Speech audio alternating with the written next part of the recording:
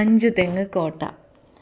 തിരുവനന്തപുരം ജില്ലയിൽ ചിറയൻകീഴ് താലൂക്കിൽ ഒരു കടലോര ഗ്രാമമായ അഞ്ചുതെങ്ങിൽ ഈസ്റ്റ് ഇന്ത്യ കമ്പനി 1695 കെട്ടിയ ഒരു കോട്ടയാണ് അഞ്ചുതെങ്ങ് കോട്ട എന്നറിയപ്പെടുന്നത്. ഈസ്റ്റ് ഇന്ത്യ കമ്പനിക്ക് വ്യാപാര ആവശ്യത്തിനു വേണ്ടി ആറ്റിങ്ങൽ മഹാറാണി കൽപ്പിച്ചു നൽകിയ ഒരു പ്രദേശമാണിത്. ആറ്റിങ്ങൽ റാണി ബ്രിട്ടീഷ് ഈസ്റ്റ് ഇന്ത്യ കമ്പനിക്ക് അഞ്ചുതെങ്ങിൽ ഒരു ഫാക്ടറി പണിയാൻ 1684 അനുവാദം നൽകി. 1690 ഇവിടെ ഒരു കോടതി പണിയാനുള്ള അനുവാദവും ലഭിച്ചു.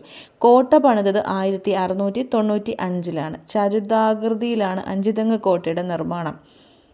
അഞ്ചുതെങ്ങിലെ കമാൻഡറിൻ്റെ പത്നി അന്ത്യവിശ്രമം കൊള്ളുന്നതും ഇവിടെയാണ്. അവരുടെ ജനനത്തീയതി 1678 നവംബർ 4 മരണദിവസം 1704 രേഖപ്പെടുത്തിയിരിക്കുന്നു. കേരളത്തിൽ ആദ്യമായി ബ്രിട്ടീഷുകാർക്കെതിരെ ഒരു സംഘടിത കലാപം ഉണ്ടായതും ഈ കോട്ടയെ കേന്ദ്രീകരിച്ചായിരുന്നു. 1721 അഗ്നിയെ കാണാൻ പോയൊരു സംഘം ബ്രിട്ടീഷുകാരെ നാട്ടുപ്രമാണിമാരുടെയും നേതൃത്വത്തിൽ ഒരു സംഘം ആക്രമിച്ച് കൊലപ്പെടുത്തി. തുടർന്ന് 6 മാസത്തോളം കോട്ട ഉപരോധിക്കുകയും ചെയ്തു.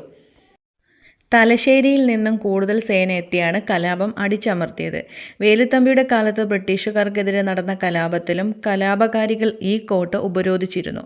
1810 ബ്രിട്ടീഷ് റെസിഡന്റ് കോട്ട തിരിച്ചു പിടിക്കുകയും 1813 കോട്ടയിലെ പ്രവർത്തനങ്ങൾ അവസാനിപ്പിക്കുകയും ചെയ്തു. തുടർന്ന് കോട്ടയും പ്രദേശവും തിരുവിതാംകൂർ രാജ്യത്തോട് ചേർക്കപ്പെട്ടു. 1921 മുതൽ പുരാവസ്തു വകുപ്പിൽ മേൽനോട്ടത്തിലാണ് കോട്ട.